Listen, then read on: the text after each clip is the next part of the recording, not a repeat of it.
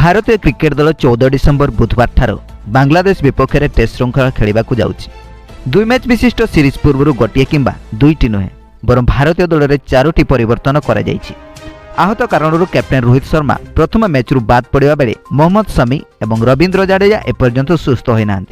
रविवार समस्त परिवर्तन विषय बीसीसीआई सूचना देइछंती। बांग्लादेश विपक्ष में खेल टेस्ट सीरीज भारतीय दल पर गुरुत्वपूर्ण विवेचना करा जाए। आईसीसी टेस्ट चैंपियन अधीन में खेल उभय मैच भारत जीतिबा आवश्यक। प्रथम टेस्ट मैच मध्यरु अधिनायक रोहित शर्मा समेत 3 जण बड़ खेलाड़ी को बाद देवा कारण भारत एक बड़ असुविधार सम्मुखीन होइछि।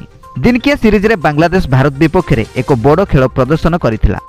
लगातार 2टी मैच रे जीति से सीरीज को 2-1 रे जीतिबार सक्षम होइथिला।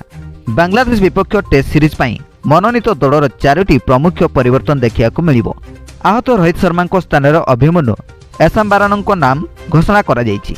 एसहित द्रुत बॉलर सामी एवं ऑलराउंडर रवींद्र जाडेजा स्थान में नवदीप साइनी एवं सौरभ कुमार को दल में चयन करा जायछि। एसहित अभिज्ञ द्रुत बॉलर जयदेव उनादकट को यह दल में सामिल निष्पत्ति निया जायछि।